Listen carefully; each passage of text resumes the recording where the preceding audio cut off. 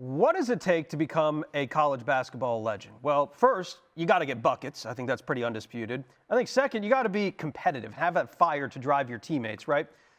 Third, but certainly not least, you got to win. And you got to win a lot, right? Nobody embodied those qualities more than Diana Taurasi, who ESPN just disrespected the greatest scorer in college basketball history, and no one's letting it slide. Caitlin Clark dropped nearly 4,000 points, broke records that stood for decades, carried a non-powerhouse school to national stardom, and completely transformed the WNBA's popularity in her rookie year. But when ESPN dropped their top 5 women's college players ever list, Clark's name was nowhere to be found. Like, not even a pity spot. We want to hear from you guys at home, though, in YouTube. Give us a hit in the comments. Look, it's incredibly challenging to pick the 5, but obviously when you make these top 5 lists, somebody inevitably gets left off. Who do you have the biggest gripe with getting left off? Meanwhile, Cheryl Miller, who did make the list, came to Clark's defense harder than anyone, calling out critics, media bias, and even using the word despise to describe how Clark's being treated. This isn't just about stats or snubs. This is about race, rivalry, and the uncomfortable truth behind women's basketball's biggest breakout star. So what's really going on here? Is Caitlin Clark being punished for being too good, too popular, or too white in a black-dominated league? Why are some legends praising her like the next coming of Steph Curry, while others act like she's a glitch in the Matrix? And how did Patrick Beverley end up calling her a gangster on camera? Oh, we're digging all the way in. But before we break down the ESPN snub, the Cheryl Miller mic drop, and the deeper layers behind Clark's rise and resistance, hit that like button and make sure you're subscribed. This is the WNBA deep dive they don't want you to see. Let's go. Nope, not a joke. This actually happened. Caitlin Clark, the Indiana Fever's breakout superstar, has just been snubbed by ESPN. The same Caitlin Clark who rewrote record books with a jaw-dropping 3,951 points and 1,144 assists at Iowa, apparently isn't top 5 material, according to ESPN's latest all-time ranking. And oh, that list, we'll get to it. But let's just say, it's not sitting well with fans, players, or legends. But trust me, this isn't just about a ranking, because behind that snub lies a bigger storm: race, rivalries, media narratives, and one absolute legend who's not holding back anymore. We're talking Cheryl Miller, Time Magazine, Patrick Beverley, and a whole lot of people weighing in on whether Caitlin Clark is despised just for being great. So why was she snubbed? Clark didn't just score, she rewrote the NCAA history books. She holds the all-time scoring record across men's and women's basketball. She wasn't surrounded by 5-star recruits. This wasn't UConn or Tennessee. This was Iowa. Good team, but far from stacked. And still, she carried them to national championship level relevance. And then ESPN drops a list: the top 5 women's college players of all time. Caitlin Clark, not on it. Instead, they list Breanna Stewart, no surprise there. 4 national titles with UConn and 4 Final Four MOPs. Hard to argue. Then Candace Parker, Diana Taurasi, Maya Moore, all UConn or Tennessee legends. And rounding it out, Cheryl Miller, the USC juggernaut who owned the 80s, winning 3 Naismith Player of the Year awards and 2 national titles. Okay, those are legends. But how does Clark not crack that top 5? She literally changed the game. Even ESPN had to toss her into the just missed category, alongside Brittany Griner, Kelsey Plum, Shameik Holdsclaw, and Lynette Woodard. It didn't take long before the internet exploded. Fans were fuming. Analysts were scratching their heads. Was this just another clickbait move by ESPN? Or was there something deeper? One person who definitely isn't staying quiet? Cheryl Miller. Yep, the Cheryl Miller. And ironically, she was one of the 5 who made ESPN's list. But even she couldn't believe what was happening to Caitlin Clark. I'm going to be honest, because it needs to be said. I can relate to that young lady, and I felt for her. I know what it's like to be hated. I know what it's like to be a black woman and hated because of my skin. color. Yeah. I can't imagine this young lady, I don't want to use hate, but despised. And people just having, she brought some on herself a little bit because she's cocky for a good reason. And I love that about her. But to watch the dynamics and the media, they had their narrative. And I was pleased and proud to see the narrative wasn't the truth. On the All the Smoke podcast, Miller went off. She called out the critics hard, labeling them big dummies. And then she dropped something no one expected. I felt for her, Miller said.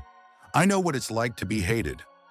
I know what it's like to be a black woman and be hated because of my color. I can't imagine this young lady. I don't want to use hate, but despised. Despised. That word stopped the internet cold.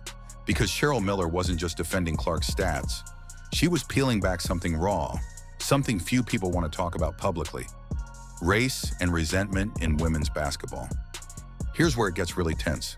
Caitlin Clark is white, most of the WNBA is black, and as Clark's popularity exploded, so did conversations about why she was getting all this attention.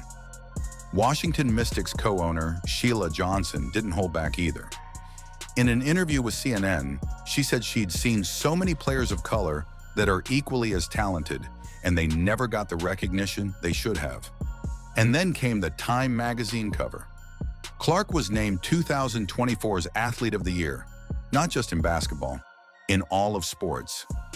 Was it deserved? Her rookie season in the WNBA says yes. She averaged 19.2 points, 8.4 assists, and 5.7 rebounds per game. She shattered the rookie scoring record, broke the single-season assist record, made the All-Star team, finished fourth in MVP voting. That's rookie numbers. Yet some voices inside the league said no. Even WNBA legend Cheryl Swoops took issue with Clark's Time cover, arguing it should have gone to the entire WNBA. You're starting to see the pattern here, right? Caitlin Clark was being questioned not because she wasn't performing, but because her success was sparking resentment, and race was undeniably part of the equation. Even WNBA Commissioner Kathy Engelbert chimed in. On CNBC, she made a comparison that raised eyebrows across the sports world. It is a little of that Larry Bird Magic Johnson moment, Engelbert said. Two rookies came in from a big college rivalry, one white, one black, and so we have that moment with these two. She was talking about Clark and Angel Reese, and suddenly the rivalry that fans loved didn't feel so innocent anymore. So how did this rivalry even start? Back in college, Clark and Angel Reese went head-to-head in one of the most watched women's basketball games ever. The media loved it. One was the fire-shooting white girl from Iowa, the other a fierce, unapologetic black star from LSU.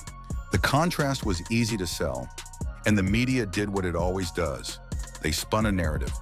But Cheryl Miller? She's not buying it. She brought some on herself, Miller said of Clark. She's cocky for a good reason, but the media had their narrative, and I was pleased and proud to see that the narrative wasn't the truth.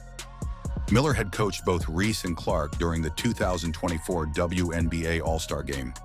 She saw them interact, and according to her, the supposed feud completely overblown.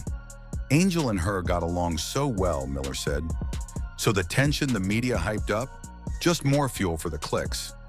Meanwhile, real relationships were being ignored, and Clark was left to take the heat, sometimes literally on and off the court. All right, let's switch gears for a second, because if you're thinking this is just a media thing or a WNBA problem, former NBA player Patrick Beverley is here to blow that up. He saw Caitlin Clark in action, in person. He was working out on one side of a gym. She was on the other. And Beverley, he couldn't believe what he saw. She can shoot the sword out of it, he said. I'm looking at her shoot it, and she's one of those shooters where it's like, damn, bro, why'd you throw that pass bad? Give me the ball to my chest. I'm like, oh, she's a gangster also. From Beverley, that's high praise. He's not the type to hand out compliments. But Caitlin Clark, she earned his respect. The way she demanded precision, the way she moved, the way she treated every rep like a playoff game. She didn't just belong, she owned it. Here's the real question. Why is a player who checks every box, performance, records, leadership, popularity, still under this much scrutiny? It's not just about being white in a black-dominated league. It's not just about being flashy or confident. It's about how narratives get built and who controls them. Cheryl Miller gets it. She lived it. She knows what it's like to be judged before being understood. And she's not about to let Caitlin Clark become a casualty of a media machine hungry for division. "You're getting paid now," Miller said of today's players. "Everybody now has an opportunity to pull up their chair and have a seat." But what happens when the room still isn't ready for you? That's where Caitlin Clark is right now. Loved by millions, respected by legends, snubbed by the establishment, and depending on who you ask, maybe even despised. The question isn't whether she belongs in the top 5. That's already been answered on the court. The real question is how many people are brave enough to admit it. Caitlin Clark's snub by ESPN isn't just about a ranking. It shows how hard it can be for some players to get the recognition they deserve. With nearly 4,000 points and over 1,000 assists, her stats are incredible. But this situation reveals how stories in the media can sometimes overshadow real talent. Cheryl Miller's support for Clark points out an important issue. Success in sports is not only about numbers, but also about how people see those achievements. Many fans are starting to notice that some players, especially those who don't fit the typical image, face more criticism than others. This isn't just about Clark being a great player. It's about how society deals with success that challenges old ideas. The rivalry with Angel Reese has been blown out of proportion, but we should appreciate what both players bring to the game. Patrick Beverley's compliments for Clark show that real talent can shine through any bias. Whether you think Caitlin Clark's getting too much love or not enough, the numbers don't lie. She's doing things the game has never seen. So if she's still being snubbed, you've got to ask, what's really going on? Is this about basketball? Or is it about who gets to be the face of it? All right, real talk. Did ESPN get it dead wrong on Caitlin Clark? Or are we all just overhyping her? Is this just a case of media bias? Or do you think there's more to the story? How do you feel about the way race plays into the recognition of athletes in the WNBA? And here's a spicy one. Was leaving Clark off that list just a bad take or a strategic move to stir the pot? Also, do you believe rivalries like Clark and Reese's help or hurt women's basketball? And what do you think needs to change in the sports media landscape to ensure all players get the respect they deserve? Let me know your thoughts in the comments. I'm eager to hear your perspectives. And if you enjoyed this deep dive, don't forget to smash that like button and subscribe for more real talk on the WNBA. Trust me, this season is just heating up, and you won't want to miss what's coming next. Catch y'all later.